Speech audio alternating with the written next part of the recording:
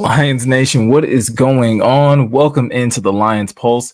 I feel like it's been a minute since I've streamed, but it's been like the normal amount of time that it normally has. But super excited to be here with you guys today. If anybody is new to the channel, first of all, thank you for coming by, checking out the channel. Really, really do appreciate it. If you are new, please be sure to hit that subscription button. Be sure to hit that notification bell. Both of those things help this channel out immensely. As we continue to try to grow this channel into something that, again, everybody can kind of enjoy and just find another place to find good quality Lions content. Again, and if you are here and you've been here before, also please be sure to hit the like button. Again, that's another thing that really does help out this channel, and just helping with how it performs in the YouTube algorithm, and again being able to get a little more reach to more and more Lions fans. After you guys do that, I'm already getting a couple people in the chat. Super excited to be able to hang out with you guys today. Shout out to my guy Perry Ball saying, "Hi Miko, how are you doing today?" I'm doing good. I'm kind of been running off of adrenaline the last few days. For those of you guys who have seen some of the announcements, you kind of already know why. If not, again, we're going to talk about it briefly, but definitely going to get into Lions training camp and just some of my thoughts and opinions on just what's been transpiring in training camp. But yeah, for the most part, doing good, feeling good. Yeah, like I said, running on like what it feels like adrenaline right now. Shout out to my guy 1991 Max Stack saying, "My guy, what up, Miko?" Max Stack, what's good with you? Again, man, super excited to see you here. I'm glad you guys are taking the time to hang out. Dead Fan Man saying, "Hey peoples." And then one more, we got Jordy here in the chat saying, "What's up? What's good with you, Jordy?" Blue and Silver in the chat saying, "What's up, Miko?" Blue and Silver, what's good with you? And yeah, again, as you guys kind of come in, as you guys all start to kind of jump into the stream, feel free to say hi. As we kind of jump into today's stream.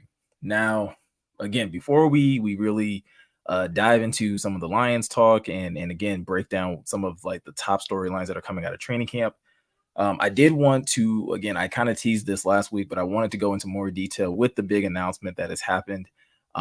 If you haven't seen it, that's fine. We did make an announcement on Twitter. I didn't want to make an announcement on YouTube because I wanted you guys to be able to hear it and basically, hear it from me directly and not have to read it somewhere else and not have the full context of what happened and how it happened and all of those things. So long and short of it, I did join Pride of Detroit's staff. I'm currently working with them specifically on YouTube, helping them create new YouTube content and really helping them grow that platform, as well as again taking some of the content that they're currently doing and just finding new ways to help them get that content out onto other social media platforms that they have, whether that be Twitter, Instagram, whatever the case may be. Super excited and honored that they thought of me as a candidate and even took the time to interview me and consider me for this position. I'm super excited to work with these guys. For those of you who have watched this channel or even watched me over on the Questionable podcast, you guys know how much respect I have for Jeremy, Eric, Ryan, who was on the stream a couple weeks ago. The whole staff over at Pride Detroit. I have a great deal of respect for those guys and the work that they do. I think, again, when we're talking about people who talk about the Lions, I think they do it just as well as anybody, as far as giving their honest feedback, but also at the same time doing their jobs and reporting and holding themselves to a high standard. I can tell you guys, again, I've only been working with them for a little bit. They are as professional as it comes, and so I'm super blessed and fortunate to be in this position. Truth be told, I wouldn't be in this position without you guys and the engagement that you guys have given me on this channel in the short amount of time that I've been doing this. But again, it's an exciting opportunity. It's one that I absolutely leapt at the minute it was offered to me. But with that said, I know that may raise some questions as far as what does it mean for this channel? Well, clearly it doesn't mean a whole lot for this channel specifically, because I'm still streaming today. One of the things that made it an easy decision to say yes to Pride of Detroit was that they were very open and supportive of me continuing to do this channel and continuing to grow a platform of my own. So with that said, streams will still be happening on this channel Mondays and Wednesdays. The time might fluctuate a little bit, especially right now during training camp. Again, if you've checked out the Pride Detroit channel, I'm also doing training camp observations for them over there. So in the event that you can never make it to a stream over here, I'm also giving observations there.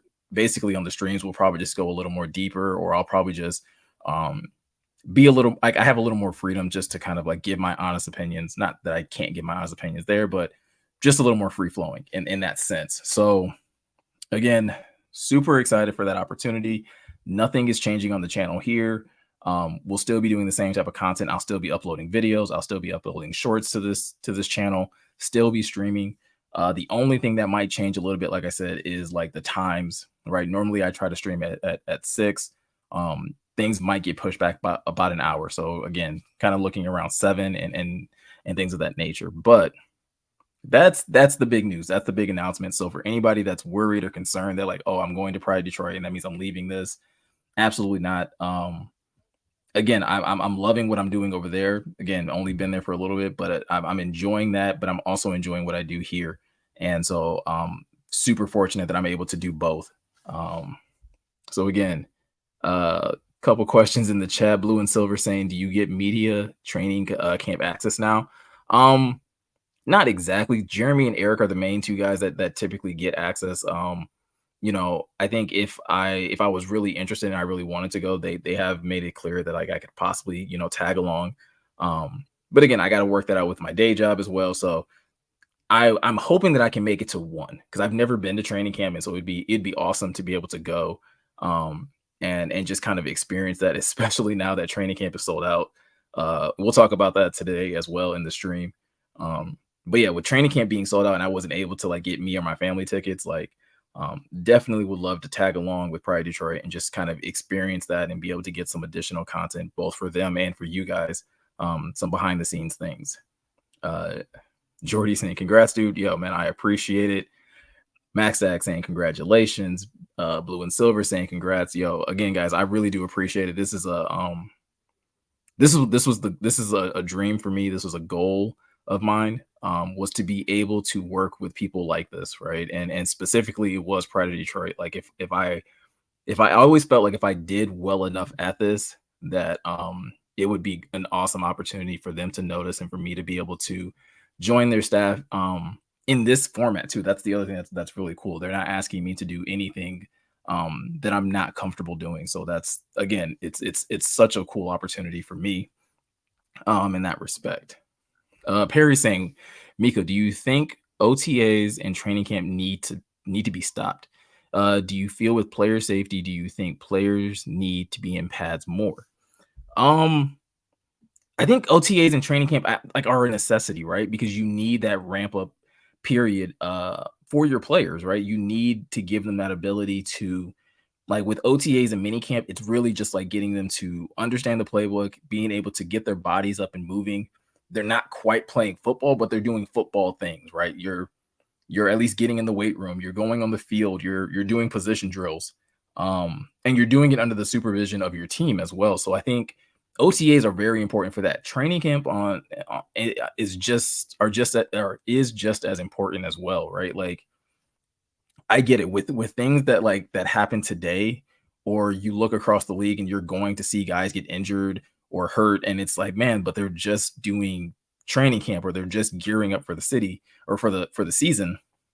The reality is like that's football though, and that's literally any sport. I mean, these players could just as well get injured in these same types of things, you know, during the regular season, gearing up for a game. So I get your concern, right? And I definitely see where you're going as far as like if we dialed back on these things, would it potentially limit the number of injuries that we would see? But I think Dan Campbell even touched on this last year during Hard Knocks when he had his guys in pads relatively early to what the players thought, right? And he kind of explained to them, like, I know this may seem crazy. I know you guys may not understand why I'm doing this, but like this is going to benefit you for the long run. It's going to benefit you once we get into the season because your body needs to get used to that level of contact and that level of competition. So I think you could try removing it and not having these things, but then like I don't think it's going like, and guys could just work out on their own,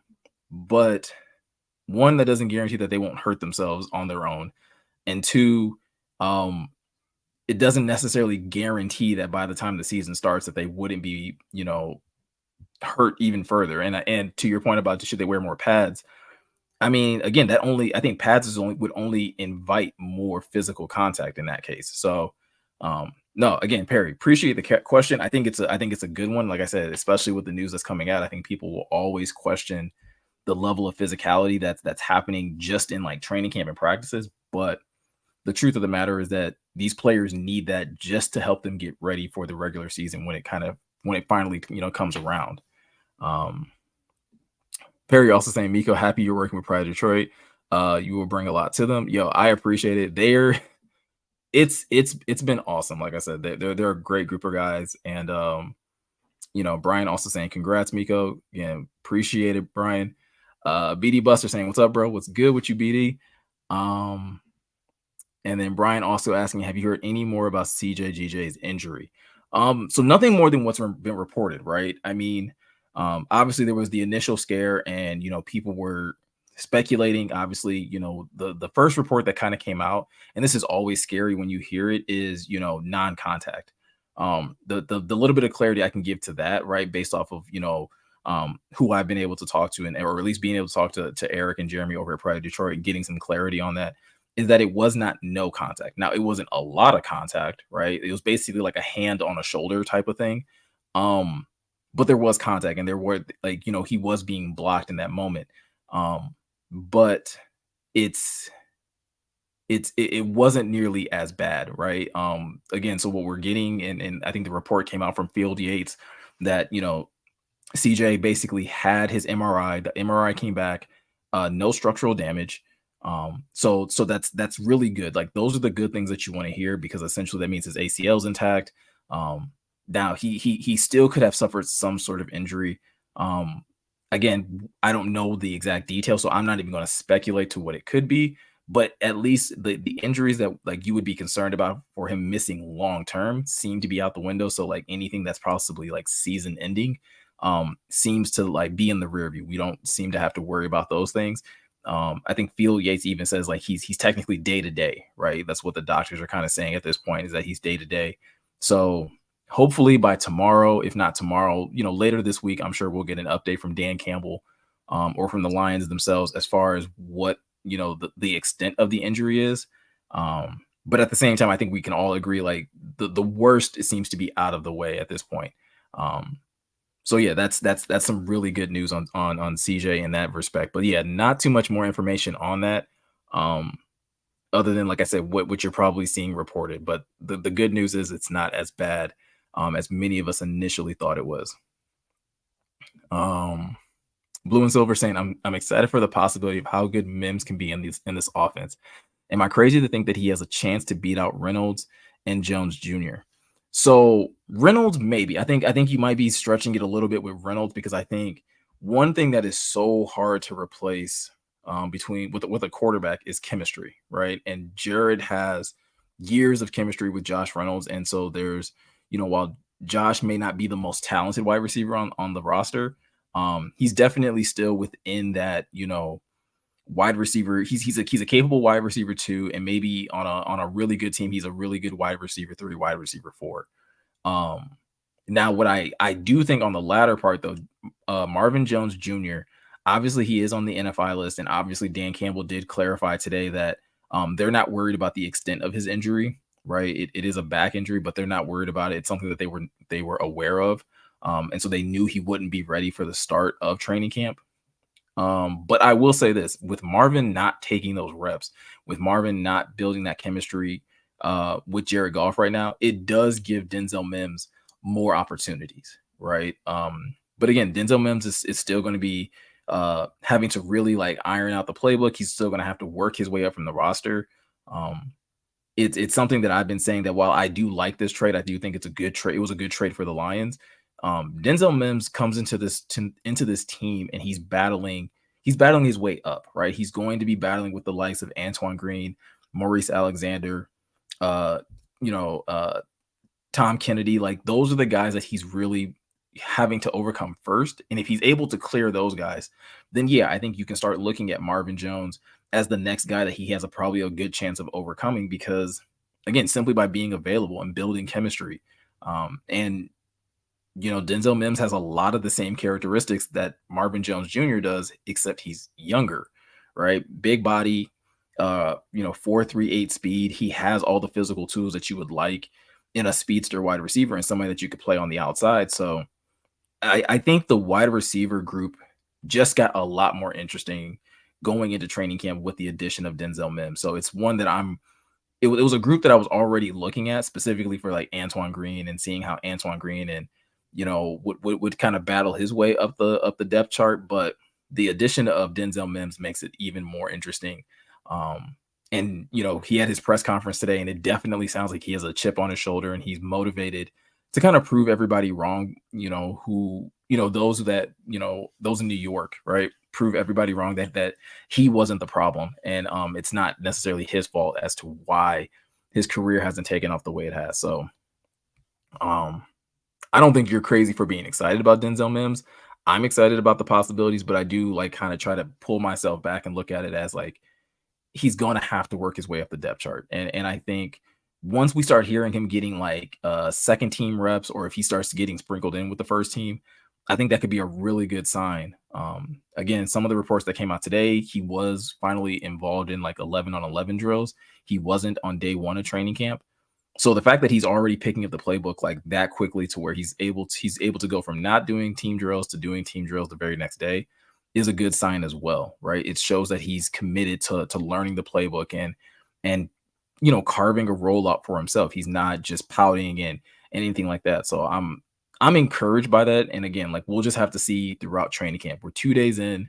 I don't think any of us, right, should be taking huge leaps off of any reports that are coming out, but this is the type of stuff that you want to see. These are the types of good things that you want to hear about a new player coming into a new situation. Perry saying, I hope CJ can get back on the field with some rest.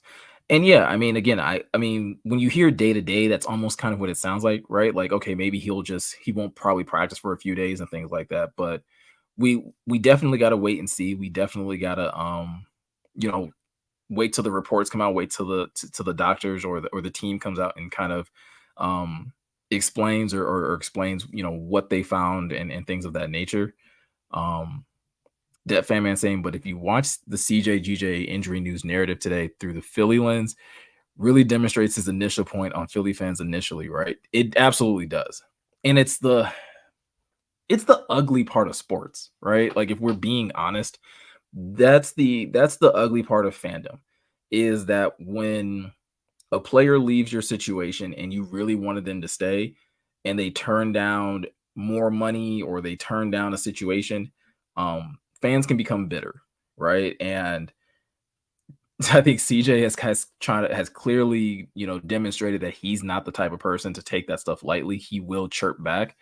And again, yeah, it definitely gives credence to what he was saying. And I think it's an ugly part of sports, right? Like people get hurt and no one should celebrate an injury to anyone. Even like your rival, right? The rivals to your teams, you shouldn't be wishing injury on those people. So it was probably like the worst part of today, outside of just like not being sure of like what it was. Like, yeah, watching certain fans prey on him and wish the worst or try to call karma in those situations was just it's an ugly part of sports, and I'm not a big fan of it. Def Man also saying Samurai Johnson reports, hearing that Lions CJGJ has suffered a meniscus injury, should be back within 2 months. Huge relief for Lions fans. I saw that report too. Now, my only problem with this, so Samurai Johnson was one of the first people to kind of like say it wasn't a big deal. The only problem is like, and this is like something that I try to stick to when it comes to like reading anything on Twitter or anything, is just like, hey, is this a credible source? And I think one of the benefits to like now working with Pride Detroit is like I can reach out to those guys and be like, hey, do you guys know this person? Is this credible? Is this something that we can run with? And universally, like again, a little behind the scenes, and hopefully I don't get in trouble for saying this.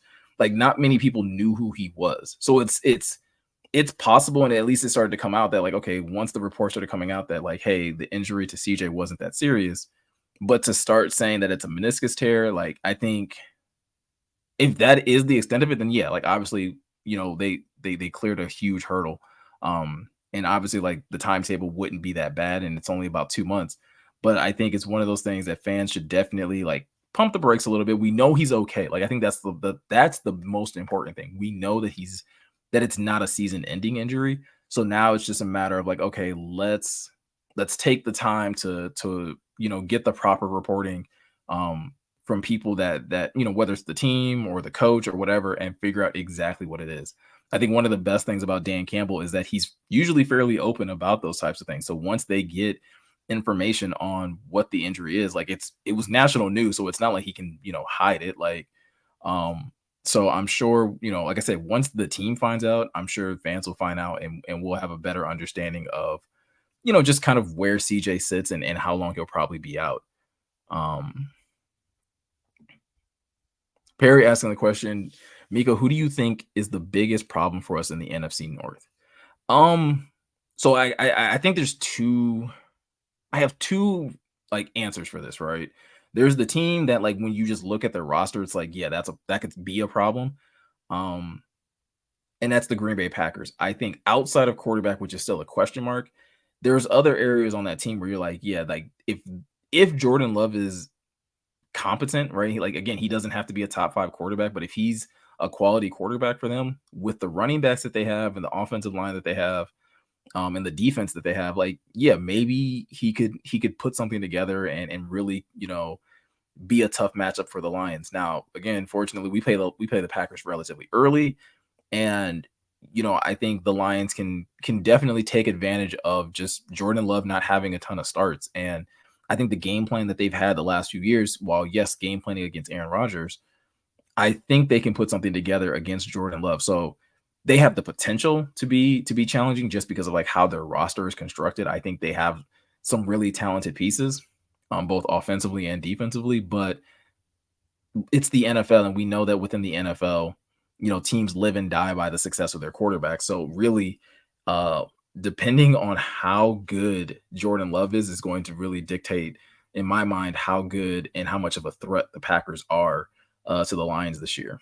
The other team is, and I've been saying this, and I think a lot of people think I'm crazy for it, but it is the Bears, and it's simply because I do think Justin Fields is the most talented quarterback in the NFC North. And he's the quarterback that you really don't want to figure out because he's the quarterback, again, mobile quarterback that has that explosiveness that can really like break a defense, right? Like you could technically be doing a lot of things right, but because he's just so dynamic with his legs, and now that they've gotten him DJ Moore, and Chase Claypool just came off the pup list today. Darnell Mooney kind of gets to really play that wide receiver 2 spot, which I think he's better suited for. There's just there's more things that you could potentially have to worry about for the Bears.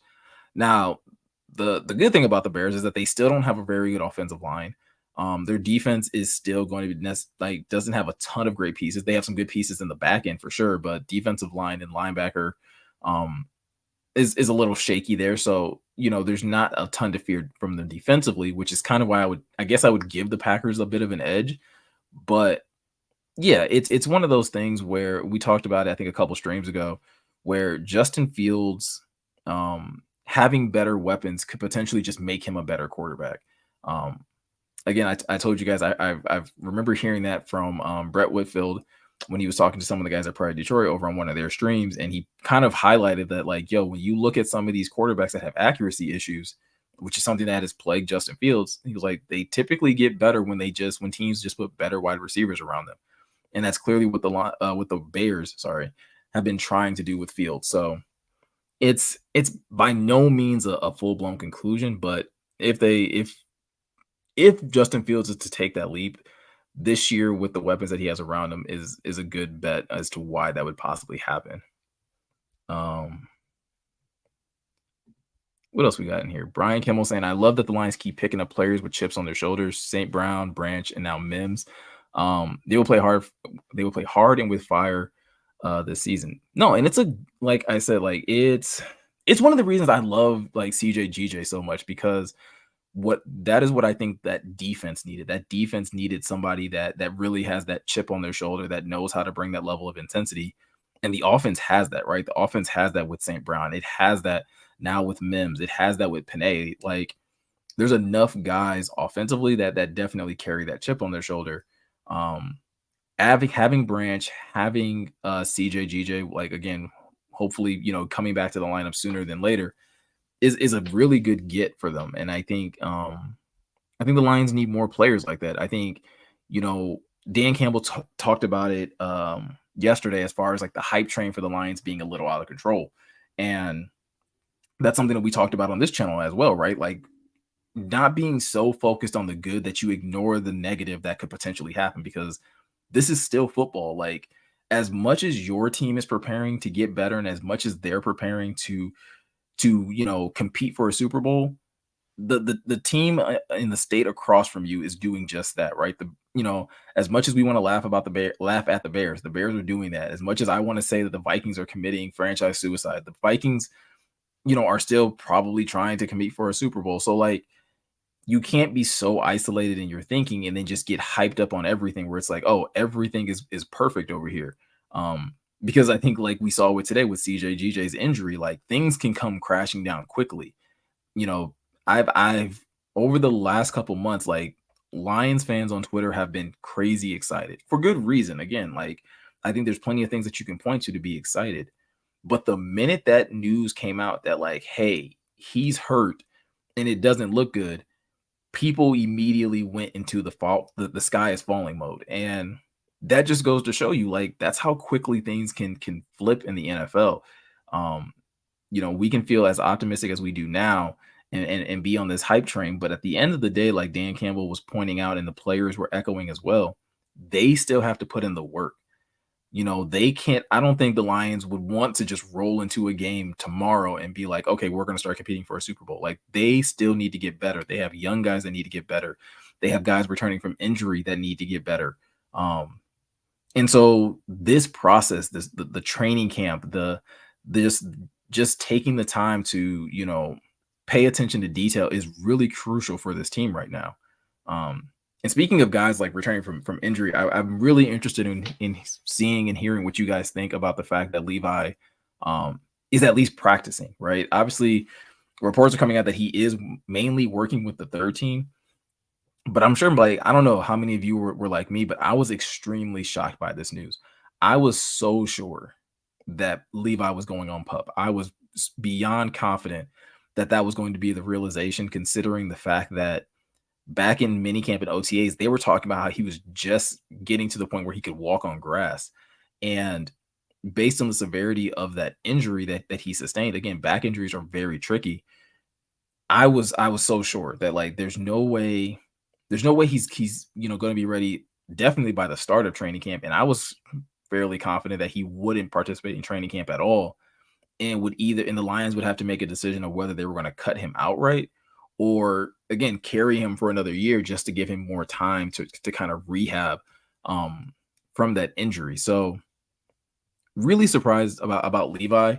Excited about it because I think, again, going back to what we were talking about, just not trying to celebrate injury or anything like that.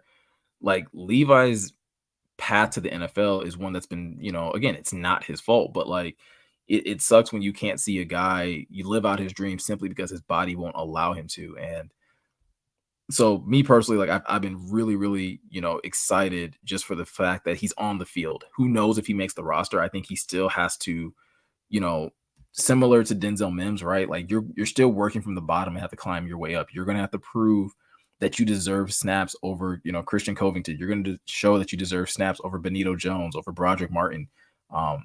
And if Levi can be healthy and if he can reclaim like a level of play that he had before he got injured, then maybe we can talk about him maybe lining up next to Aleem. But as of right now, like, the mindset for Levi, at least for me, is like, just work up to the second team. If he starts getting second team reps, I'll start feeling a lot better about Levi. and the potential of the Lions having some better defensive tackle depth. That's how I think that's how important Levi could technically be to this team is that, we've talked a lot this offseason about the Lions not having enough defensive tackle depth. Well, if Levi again can start climbing up the depth chart and stay healthy and show that he's at worst a depth piece as somebody that can rotate in and out with a lean, that's a great add for this defense, right? I get it. It's not Jalen Carter. It's not the person that a lot of people probably wanted. But again, it's an added piece. Whereas, again, going into training camp, I think, like I said, some of you probably thought the same way I did, that there's no way Levi, sets foot on the field. So let's see what else you guys got to say in the chat. Brian saying, I've been hearing very good things about Gibbs right now. He's catching on very fast and working well with Jameson. Maybe Jameson needed a guy like Gibbs on the team with him to shift his focus. I've been hearing good things about both as well. I actually specifically asked about Jameson today because if you catch the video that's over on Pride of Detroit, yeah, shameless plug. I did mention that like Jameson also suffered a minor injury. Or I guess I can't even say minor. We don't know what's extent of the injury, but it did appear that like he came up slightly hobbled. Basically it occurred during on 11 on 11s. He took an end around and basically ended up running out of bounds and just seemed to be walking a little gingerly. Again, not sure what that means, but he essentially didn't return to practice after that. Now, unlike CJ GJ, who needed to be carted off and didn't return to practice, while JMO didn't participate in any more of 11 on 11 or any more individual drills, he did remain on the field and he did have his helmet on the whole time. So again, from what I'm hearing, that injury happened like as soon as they started 11 on 11s. A couple plays occurred, and then the Chauncey Gardner-Johnson injury happened. And so it's very possible that there could have been plans to get JMO back in the mix. But once CJ's injury happened, it's very possible, and I'm speculating at this point, but it is possible that the Lions were just like, hey, we're just not going to risk anything. We'll, take the rest of the day off. Let's make sure you're okay. Because again, this is the second day of training camp. You don't want to be losing key pieces for the long term. Obviously, JMO's already going to miss, a few weeks because of his suspension, but you don't want him to have to miss any time because of injury too. So still keeping him fresh is of great importance. And as far as Gibbs goes, I've been hearing great things about Gibbs and Laporta, and it's weird because technically it is training camp, right? But it's the first week of training camp and they're not allowed to put on pads. And Dan talked about it yesterday during his press conference. Like they're stressing the importance of, keeping each other safe, keeping guys off the ground. So I'm still somewhat like, I'm excited about what I'm hearing because these two guys are translating that, right? Like it wasn't just early like off-season hype. It wasn't like, oh, they came in as rookies and they're catching these vets off guard just because they haven't seen much of them. It's like, no, like they had a great OTAs and minicamp. They took this lengthy time off from football, kept themselves in shape, and now they're showing up to training camp and they're doing the same things and they're still showing that same type of explosiveness. In the case of Gibbs, Sam Laporta seems to still be catching a lot of passes that are thrown to him and showing off amazing run after catch ability. And so it's exciting in that context. And yeah, I think also on JMO, one of the things I was asking specifically about him was, again, going back to OTAs and minicamp, there was a lot of talk about how him and Goff weren't on the same page. So that was one thing that I really wanted to get clarified. Like, hey, does it at least look better? I get that it's only, day 2 of training camp, but does it look a little bit better than it did in OTAs and minicamp? And I got a yes, right? It's early, but it does look better than it did during that time period. So again, I don't know how much Goff and JMO worked together during that time off, but it definitely seems to be getting better as they kind of kick off training camp right now. Perry saying Tracy Walker had a great day. He did, right? Once CJ kind of went down, Um, Again, it's something else that I kind of touch on in the video that I uploaded over at Pride Detroit that, once CJ went down, I do think and Taylor Decker kind of talks about it, about like CJ's importance to that defense goes beyond just like what he does on the field. He is like he brings that energy, he brings that swagger, he brings that confidence, and that seems to trigger a bunch of other guys. I think Aleem McNeil kind of talked about it during OTAs and minicamp, like him being able to hear how like amped up the secondary is behind him while he's doing, his D line work, kind of got him more amped up. So I can definitely see and envision a scenario where, you see, what looks to be like your emotional leader kind of hobbled in that moment. But the fact that like Tracy stepped up, and is basically what I've been hearing, is that Tracy kind of stepped up in that role once CJ went out. He was the one that was being vocal. He was the one that was kind of rallying guys, but also making plays on the field as well. Tracy had an interception against Nate Sudfeld, and he also had a really good pass defense against Sam Laporta. So Tracy is another person like similar to Levi, where it's kind of impressive that Tracy is on the field right now, because he tore his Achilles last season and now he's back in the fold, and he's not just, working out on the side, but he's actually taking reps in team drills, and he's looking really good. Again, what I'm hearing is that he is rotating out, right? Especially, I mean, prior to CJ being hurt, but like he would be rotating out with CJ at safety and things like that. So the one thing that has me kind of excited in regards to Tracy is that, unlike with Jeff Okudah when they had him and he was coming off his Achilles injury, I do think the Lions will have some flexibility to where they'll be able to keep Tracy fresher, and not have to keep him out on every play, so that way, like, he doesn't overexert himself and put too much pressure on that Achilles and potentially compromise himself, because he's trying to do everything. You can take him out for a couple plays and throw in Brian Branch, or you can throw in CJ GJ and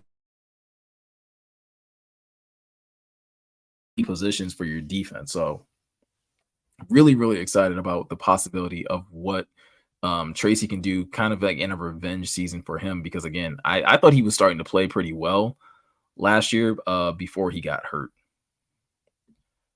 Grit saying the Lions are our biggest threat. Listen, that's the other thing too, right? Again, going back to the whole thing of like, you got to be able to not, read your own press clippings and get, self-absorbed into your own hype.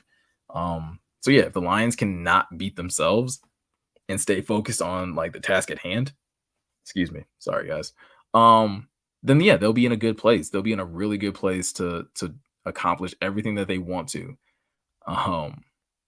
Super Saiyan Lion saying Fields can't throw, and then saying just make him throw all day. Listen, man, and that's what I said. Like that's currently the blueprint, and I think until he proves that he can, that's going to probably be the mindset, right? Is that teams are going to try to force him to throw, and you're going to live and die with the results of that until he proves that he can beat you with his arm. So, also, what's good with you, Super Saiyan Lion? Appreciate you coming through. So yeah, let's see. Sorry, Casey, I almost skipped over yours. Casey saying I took the Lions and the 6.5 points with the over at 53.5. Also took Lions plus 230 for long shot win. Opening game against the Chiefs will be fire. Listen, man, anybody putting money on that game, you're a very brave individual, because I think that game goes really one of two ways. Like either the Lions get into a shootout with the Chiefs and it's like you're saying, like it's high scoring and things like that, or I think it's the other way where it's like the defense just isn't quite there and the Chiefs kind of just run up and down the field on the Lions. So yeah, I'm hoping that you hit big on your bet, Casey, in that case. So yeah, that's some of the big stuff that kind of that like I've been kind of focused on so far early in training camp.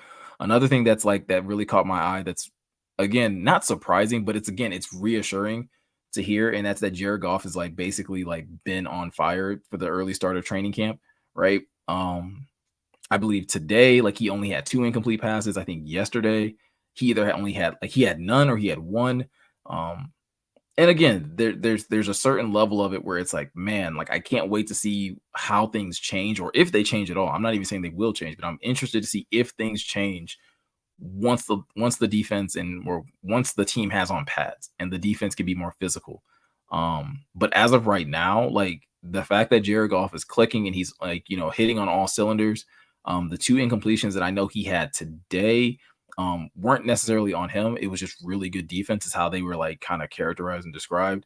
So again, that you have to be able to live with that, right? Again, he's not just throwing against guys and they're just not going to let players catch it even on his own team. So again, I'm really encouraged by that because outside of the defense needing to take a big jump, obviously, for the Lions to really have a chance of making a deep run into the playoffs or even making it to the playoffs, there is a good amount of pressure for this offense to still play at a high level.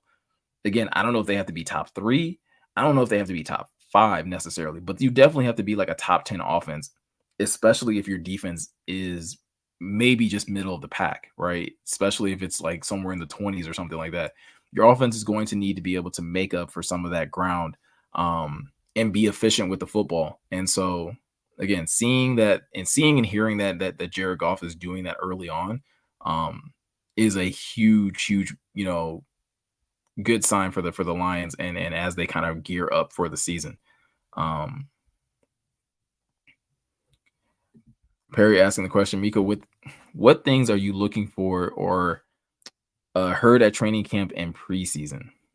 The biggest thing that I'm looking for, honestly, is like it goes back to the defense, and it really is a big focus on that defensive line, and specifically like who's lining up where, right? So again, like we know Hutch is going to be lined up at one of the edge spots, but I'm also really interested in hearing who's lined up opposite of him. So far, at least after day 1 of training camp, the report that was coming out was that it was John Kaminsky. But the interesting thing that was also coming out was that they were also having Charles Harris play the Sam linebacker role, which is another like interesting like tidbit to come out of training camp because that Sam linebacker spot was originally thought to be like a battle between Julian Okwara and James Houston. So now you interject, uh, Charles Harris into that, battle as well. And I was already of the belief that like, hey, whoever won that battle out between Julian and James Houston was going to make the roster, and the other one probably wasn't. And a lot of us feel like it's probably going to be Julian Okwara at this point.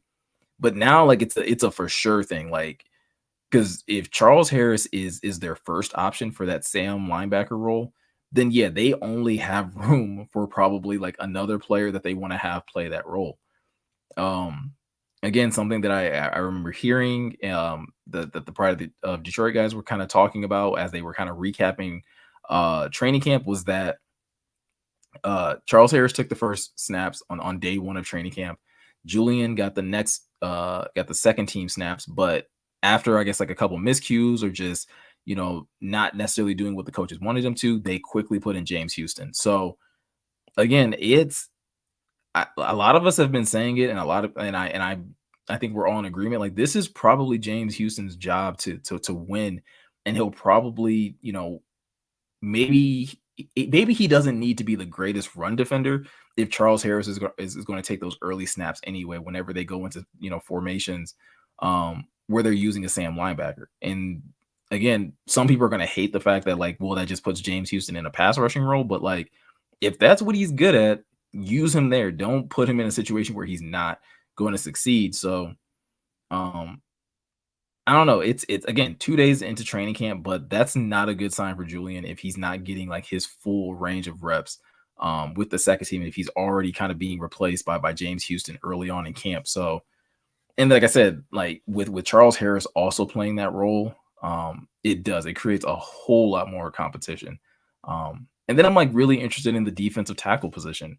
Like I said, I'm rooting for Levi. I would love for Levi to again just to show something and to start to climb up the depth chart. Because like I'm still impressed when I see like photos of Levi, and you're just like, dude, like physically, Levi like just looks like he should be a dominant defensive tackle. It just becomes a matter of will his body allow him to do that. Um, Rob Newsom saying he needs to get conditioning. He's been out a while. I'm assuming you mean Levi, and if that's the case, like yes, right? Like I believe the report came out of today. Like Levi was staying after practice today, still getting like some work in. And I think he's done that like the last 2 days, if I'm not mistaken. Um, or it could just be today, but I know he worked with Colby Sorsdahl. Like those two stayed after practicing and got some work in. I also saw a report that him and Aiden Hutchinson stayed behind after practice and got some work in. So Levi's doing all the things he needs to potentially like carve a role out for himself. It's it's really just going to come down to like I said, one, can his body um hold up throughout the whole entirety of training camp, especially once they start putting on pads and things get physical. And again, how big is that gap between him and the likes of Christian Covington, um, Benito Jones, and Broderick Martin? Like, is the gap too big for Levi to kind of find a role on this team?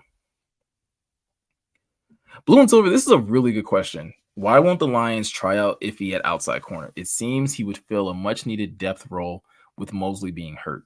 So I was definitely of the opinion going into OTAs and minicamp that, like, okay, Mosley's not healthy at that point. They could probably use some more corners, right? Because you're essentially looking at Sutton, Jacobs, Will Harris, who's you can play outside, but they also typically like playing him as a nickel. They feel like he's a little bit better at nickel.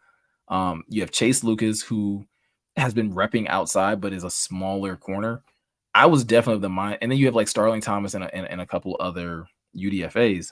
But I was definitely like, man, I thought Iffy would be in the mix a little bit more at outside corner. But at least so far in training camp, well, let's go back. Looking at what Dan Campbell said about Iffy during OTAs and minicamp, they like him at safety. So that's reason number one, right? Why they won't look at him at outside corner. They like him at safety. They think he has the intelligence to play safety. They think he has the athleticism to play safety. They don't think there's a reason that he can't play safety other than the fact that he just hasn't done it enough. And so Dan Campbell basically kind of said that during his press conference back in the spring, where he was basically like, yo, they love Iffy. They love everything he brings. They think he can play the position. He just needs more time on task.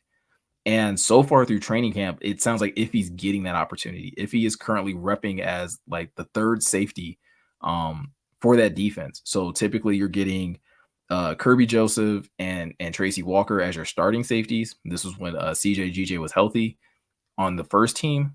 And then obviously like CJ and Tracy would like switch out with the first team. But when they went to second team, it was usually Iffy matched up with either Kirby or Tracy Walker, right? They would rotate out Kirby and Tracy working next to Iffy. But Iffy does seem to have the third safety spot kind of locked up, which is something that I'm happy about because Blue and Silver, to your point about him, not playing outside corner, I thought Iffy was doing a fine job. I thought he was developing, perfectly fine as an outside corner if they had given him more time. And so I wasn't really like vibing with the thought of him potentially not making the roster just because he's playing a position he's not comfortable with. But it at least sounds, again, 2 days into training camp, it's still relatively early. It does at least sound like he's making the transition to safety really well, and they seem to be liking him at that position, and they're seeming to be building some trust with Iffy at that position right now. Perry Ball, going back to another question you had asked earlier, another position that I'm really fascinated with, and this is more so like Dan Campbell has piqued my interest with this position. How many of you saw his comments about the linebacker group, right? Where he essentially was kind of listing off like all the guys that they have and essentially, near the end of it was saying like, hey, I wouldn't be surprised if Rodrigo was our starter, week one, that like any of those guys could technically start. Me personally, I was extremely shocked by that because I've been saying from day one, basically since they drafted Jack Campbell, like it's going to be Jack and Alex. Like I'm fairly confident it's going to be Jack and Alex. But from what I've been hearing, and I'm sure what a lot of you have been reading, like the first 2 days of training camp so far, it's been Alex and Derek Barnes getting those starting reps. And again, it's super early, and he may have Jack Campbell may have a lot of opportunities still left to work his way up to the first team. Especially like I said, I think Jack is really going to come alive once they put pads on and once he's able to really um, showcase what he can do physically and how much of a physical presence he can be in the run game. But that was another thing that really kind of shocked me because um, we've all been hearing about how much better Derek Barnes has been from Alex, from Kelvin Shepard, from the other coaches, like that. Derek Barnes has made this big leap. But at this point in time, if Derek Barnes has made that big of a leap, I'm finding myself in a situation where I'm like, I think I would rather see Alex or not Alex, sorry.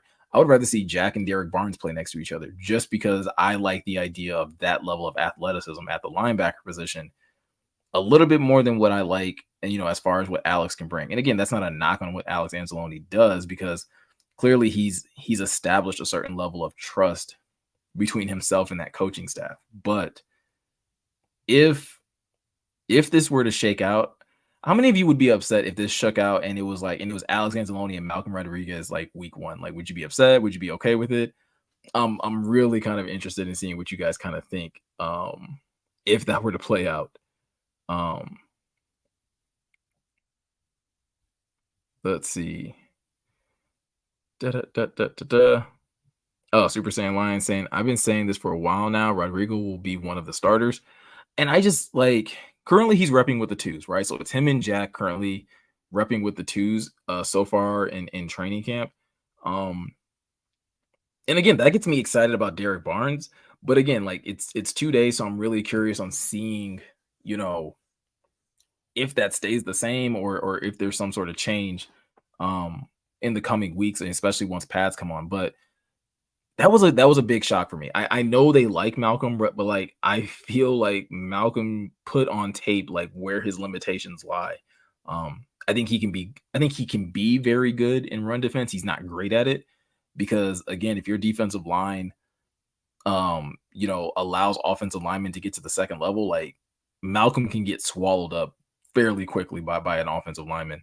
And I think he kind of loses the thing that makes him really good in the run game. But if he's able to kind of, cut past offensive linemen and be able to use his quickness in that respect, then yeah, I think he's really good. But I think versus like what you get with like Jack and Derek Barnes, I think they have the size and the strength that like they could handle offensive linemen a little bit better than what Malcolm can. And I just think also Malcolm's height makes him a liability in the pass game. Like I can't count how many times I feel like I saw Malcolm in pass coverage and it just looked like, man, if he was like 2 feet taller, and his arms were a little bit longer, like he can probably contest that pass a little bit better.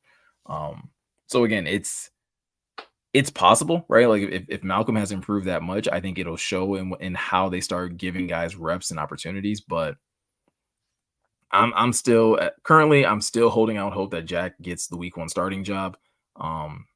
And if he's starting next to Alex, cool. If he's starting next to Derek Barnes, I'd be even more excited with that news. Maybe Campbell might need some time to develop over the year, like Hutch. Well, see, that's the thing though. Hutch, from what I remember last year, Hutch started taking first team reps relatively early, right? Once training camp started taking off. And so again, I don't know how much of that is an indictment to Jack Campbell's skill set or just how much improved Derek Barnes is. And like, we know they trust Alex Anzalone. And so I kind of said this probably about a month ago, like probably unseating Alex Anzalone is going to be tough for Jack just because they know Alex knows all the right things to do. They trust him wearing that green dot and to be able to take command of that defense. But at the same time, like this is where I think that's where it starts raising like real questions as to why you drafted him then. Because it seems like a weird pick to make for a linebacker that's not in your starting rotation or taking starter level snaps. Like if he still takes starter number of snaps, then I guess like who cares? But if he's not doing that, then that pick starts to look really weird. Especially because you sign Alex, somewhat long term. So it's not like Alex is leaving after this season and Jack can just take that spot. So It's another position group that I'm really kind of locked into as far as how it plays out. Um, Blue and Silver saying they may have to switch to a full-time 4-3. And the problem with that is just like with how much this league is a passing league, right? Like, do you put your defense at a disadvantage by playing that style of defense, right? Just because you want to get three linebackers on the field, is that a bit of a disadvantage to yourself? Now, if you tell me one of those linebackers is Brian Branch, then I might be willing to listen to it because then it's not quite like having a linebacker on the field, um, in that respect. Um, And yeah, Brian, that's something that we talked about as well, right? Charles Harris taking snaps at linebacker as well. So again, I'm it's going to be interesting to hear and see with these like three linebacker sets. Are these mostly like pass rushing sets? Is it run defense sets? Like, what are the Lions looking to get out of their linebacking core? Because if you told me that you have a defensive front that is Aiden, Aleem, Bugs, Kaminsky, and then you have Charles Harris also playing a Sam linebacker role. That makes me feel like you're trying to stop the run in that type of formation, that you're looking more at run defense in that situation. Not to say that Charles Harris can't drop in coverage, but you can't tell me that Charles Harris is a better coverage option than another DB or better than Brian Branch in that respect. Um, so it really becomes interesting. That's why I say like I do want to pay a lot of attention to how the Lions deploy their linebackers. And yes, pairings are important too, but like I'm really just curious on like how they're using guys. And obviously if Charles Harris is going to play the Sam spot, he's going to have to drop in coverage in some situations. So I'm super excited just to kind of understand how they're going to be doing that. Um, and Super Saiyan Lions, I believe all four linebackers will be rotational players, and probably so. I think, and if that is what allows this defense to perform at a high level, is literally by finding the best matchups and like based on a game or based on down and distance or whatever the case may be, I'm all for it. At the end of the day, like I just want to see this defense look competent and I want to see this team win games. And so if that requires, let's say Alex and Derek Barnes are playing, first and second down, but then like on a third and long situation, Jack Campbell comes in for Derek Barnes or he comes in for Alex Anzalone and Jack Campbell's now your coverage type of linebacker, I'm fine with it. I know personally I would just love to see, Jack kind of take that step forward. Um, Malcolm is the one that I do like kind of struggle to find like scenarios for him on defense outside of just like maybe giving guys a breather. But like if Derek Barnes is truly taking this leap, I think Malcolm's definitely I feel like Malcolm does get kicked over into a special teams role. And Dan Campbell kind of addressed that today when asked about it, is like Malcolm's ability to thrive in special teams. Is that an asset? Is that something that makes them feel confident about, even if he's not playing a lot on defense, that they have a role for him? And Dan was kind of like, yeah, like that's one of the good things about Malcolm is that he's willing to go be like, one of those heat-seeking missiles on punt coverage or kick return on kick coverage. And you need those guys too, right? Like I know we want to talk about just, offense and defense some of the times, but you do need those quality players on special teams. And so at the very least, if Malcolm's not getting quality snaps on the defensive end, yeah, I think he could very well find a spot for himself, as a key special teamer. Perry saying maybe in a 4-3 Houston, Romeo Harris to rush the passer. Probably, right? I think you would still want to keep Hutch on the field in that situation. I think then you're probably kicking in Pascal on the inside. Again, you're just probably you're just looking for speed and guys that know how to get to the quarterback in those situations. Brian asking the question, which kicker do you think replaces the Money Badger, or do you think the Lions will bring him back? It feels like it has to be Riley Patterson, right?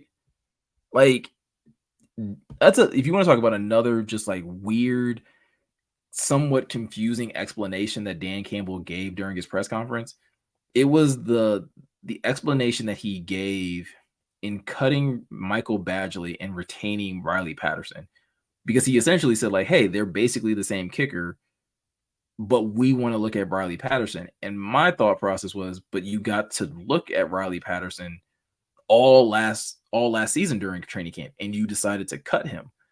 So I'm somewhat puzzled, and I'm somewhat struggling with trying to figure out, is Dan Campbell essentially admitting that like, hey, we probably rushed that decision and we probably should have stuck with Riley all year just because, and basically not made a rash decision because he couldn't make the long kicks and just stuck with a guy that was consistent from mid-range?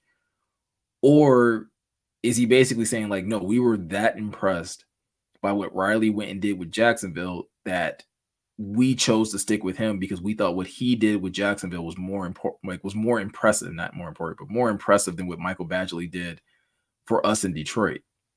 I'm very interested in that. I think Parker Roma will make it a competition just because he's going to show that he has the long leg. But I feel like we've gone through this enough times in Detroit and in sports in general where the kicker that like seems to have this magical leg, the thing that usually like tanks them once they get onto an NFL roster is just like that consistency, that being able to be like money when it actually counts. And so, as impressive as Parker Romo's leg might be, Riley Patterson has at least shown that he can be consistent from, what is it, like 45 and in, essentially.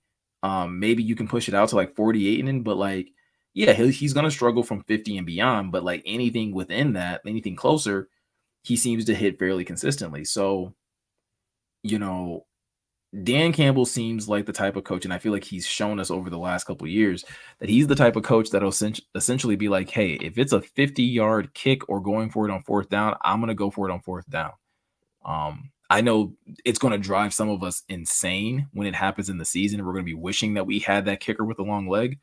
But yeah, I would rather go with the like consistent, like known commodity in Riley Patterson rather than try to take a gamble on, you know, on Romo at this moment. Again, we'll see, and we'll have to wait and see how training camp kind of plays out. But it almost, like I said, it almost feels like it's Patterson's job to win, just by the weird nature in which they brought him back. And I kind of feel like the explanation that Dan Campbell gave was a little weird as well. Super Saiyan Lion saying, why do people keep making Barnes this best all of a sudden? Everything he's done so far has been without pads. Let's pump the brakes, take a bit, and see how it goes with pads on. And I don't think it's so. This is the thing. I don't think it's us making it right. Like fans are reacting to what they're hearing from coaches and his teammates, and his coaches and his teammates are saying he's drastically improved. He's improved mightily from where he was those first 2 years that he was in the league. So I can't say that it's not when I'm not at, like, if I was at training camp and if I would tell you guys, right, if I went to training camp and I was like, yeah, Derek Barnes is not doing all the things that people are saying he's doing. But because you have his teammates saying it, you do have his coaches saying it, and then some of the writers that have gotten to see him have been like, yeah, he looks better. He looks more improved. It's just the narrative that's going to keep, unfolding. Now, to your point, yeah, we'll see how things change once pads come on, right? We'll see how he handles the physicality that this offensive line is going to have. And essentially, if I remember correctly, that's kind of when Malcolm started to kind of overtake the other linebackers as well. It was like once they put on pads and once it was about, actually like tackling and hitting, Malcolm kind of rose above everybody else. And like I said, that's kind of what I have, like, that's what I envision for Jack Campbell, is that Jack may be flying under the radar right now. He may not be getting the snaps that many of us, or at least that I want him to have. But it's very possible that, like, regular or, pads could go on and he just becomes a monster, and he starts hitting and being exactly where he needs to be, and just like flips a switch where he's doing all the things you need from your middle linebacker. So yeah, it's a, I get the frustration, right? Because it's like a dude that hasn't shown it in 2 years. Why should you believe that he's all of a sudden showing it now? But I think again, if you have that mindset, we can say that for anybody, right? Like people are super excited about Aleem because Aleem has dropped 20 pounds. And while Aleem has had moments, but it's like, has he done it consistently? Like he hasn't. So what I struggle with is like as exciting as the news that's coming out about Aleem is, I'm still in a wait and see mode because we've been doing this with Aleem for the last 3 years, where it's like, hey, we all think he's going to take this jump. Obviously, it wasn't fair his rookie year, but his second year, we were like, hey, we could definitely see Aleem take this really big jump, and it didn't happen except for one game. I'm kind of like waiting to see and waiting to see like once preseason kicks off or once the season, or even hell, even better, once the season kicks off and find out if, Aleem is really taking those strides, if he's really making those plays. Um, so yeah, that's kind of how I feel. I mean, again, like I said, probably the way you feel about Derek Barnes is somewhat similar to how I feel about Aleem right now. Perry saying, I think a kicker that can kick consistent from mid-range or less is better than a kicker that can kick long. If our offense is a top 5 or top 10, a mid-range consistent kicker is better. And I agree, right? Like that's, if you can keep your kicker from having to take long field goals, you're doing a good job as an offense, right? If you're giving him chip shots, you're doing, you're working at a very good, efficient pace, in my mind. So again, that's why I kind of have Riley Patterson currently as the favorite, and again, we'll see how it plays out. Brian Kim was saying Jackson was showing up at practice today as well. He may end up being RB3. Yeah, did you catch that Dan Campbell kind of like let that one slip? That like he essentially called him RB3. I also heard that Craig Reynolds had a really good practice today as well. So that RB3 job is going to be like really, really highly contested. And I think it's possible. I think it's very possible that the Lions could carry 4 running backs and one of those 4 not be a fullback. I've kind of been saying it the last couple of streams that like I do think it's very possible that Jason Kabinda doesn't make it this roster just because the Lions would like the flexibility to have other running backs. Again, having 3 running backs is good, but having a 4th one that you also can trust and rely and that you could potentially use in different ways. In Craig Reynolds, a guy that some have kind of like dubbed him. He's like, he's the jack of all trades, but the master of none type of running back is a good situation to find yourself in if you're the Lions. So I would not be surprised if the competition comes down to like things being really tight and the Lions decide to keep both Jackson and Reynolds in that situation, especially because Jackson has special teams capabilities as well as both a kick and punt returner. So it does give him a bit of an inside track on Reynolds as far as just usage and how they can deploy him, come game days. But I mean, Craig has shown that he can, do the things that he's asked to do, whether it's running the ball or catching the ball. Obviously last year he had to deal with injuries, but I mean, like we all saw on Hard Knocks, right? Like they found it hard to cut him even then because they were like, you cut him on, you have a lot of pissed off offensive linemen. So I don't think that's changing, this season either.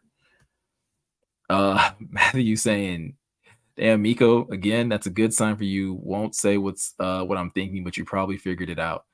Listen, man. So yeah, I gave the announcement earlier in the stream that yes, like if you've seen me over on Pride Detroit, like yeah, I am on staff over there helping them out with YouTube videos. So yeah, you'll probably see me a lot more, right? Between this channel, their channel. If I'm ever lucky enough to pop up on a podcast, I might be on a podcast if I ever get that lucky. And yeah, man, I'm extremely blessed and fortunate to be able to do this. I love doing this. Even just hanging out with you guys, answering questions, giving my thoughts and opinions. This is fun for me. So I'm really excited to see where this goes, both with this channel and with Pride Detroit. I think there's a lot of opportunities, available that I'll be able to benefit from, and as they will as well. All right. If you guys got any more questions, let me know. If not, I'm probably going to get out of here in a little bit. Perry saying, I hope McNeil can develop into a solid nose tackle that stays on the field more with his weight loss. Yeah. And I mean, from the sounds of it, right, like Aleem is going the weight loss route to become a better um three tech, right? To become a better pass rushing defensive tackle. And that's great, right? The Lions need that, especially with Levi struggling with his back injury. And we're not sure what he's going to be. So if Aleem can be that, and he was already very athletic when he was, 320 plus, and now he's dropping down. Um, that's a good sign. Like I said, and he's talking to the media today saying like, yo, he is down 20 pounds, but he hasn't lost any of his strength.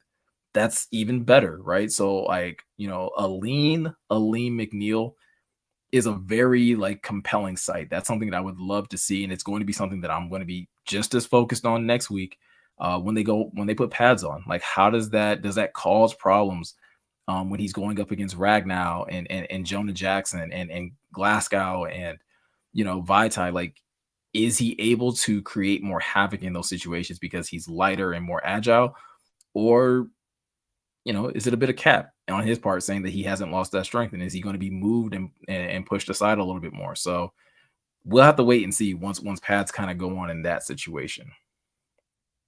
And last question here by Perry saying, will the Lions bring Martin along slowly this year? I don't think so. I think he's going to get plenty of snaps because I think he was their answer to the number, like the fact that Isaiah Buggs was just playing too much. And so now I think they have a solution to where they're just like, yo, we're going to play Broderick Martin, right? He's not going to get like starter level snaps, but I think he will be in relief of Isaiah Buggs in a lot of situations. So, if they're in a situation, if they're in a game where a team is trying to just run the rock on them the whole entire game, I think you're going to see a lot of Broderick Martin, subbing in and out with Isaiah Buggs just to kind of keep them both fresh, because essentially like those are your nose tackles as of right now. They're your biggest bodies, especially with Aleem dropping weight. So yeah, that's kind of how I see Broderick Martin being used. And I've also been the advocate that like, yo, he needs to be thrown in the fire so that he can kind of like just pick up the game quicker. In my opinion, I think he would learn and benefit greatly from getting just, put out there and not necessarily exposed, but being put in situations where he has to figure it out. He's going to have to learn how to use his hands, learn how to use his leverage on an NFL level specifically is what I'm saying. Like, I'm not saying that he can't do it at all, but he needs to learn how to do it against NFL caliber linemen on the offensive side. So, and Perry, yeah, you're right. The Glasgow is taking first team reps at right guard. He took first team reps yesterday. Today, Vitae took first team reps. So those two guys are in a camp battle for who's going to be the starting right guard. And so the Lions seem to be flipping back and forth between the two of them as far as who's going to get it. So they both seem to be getting like full days of work at that position. And so we'll see how that competition shakes out. I don't think the Lions can come out losing in that situation, no matter who wins the starting job, whether it's Graham or Vitae in that situation. And no, I would not make a play. Perry asking the question, would you make a play for Chris Jones? No. Last I saw, Chris Jones wants $30 million a year. And as good as Chris Jones is, like, no.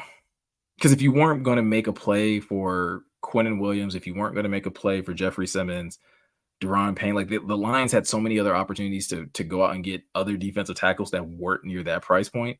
I would be absolutely shocked if they were even in the mix for Chris Jones. So,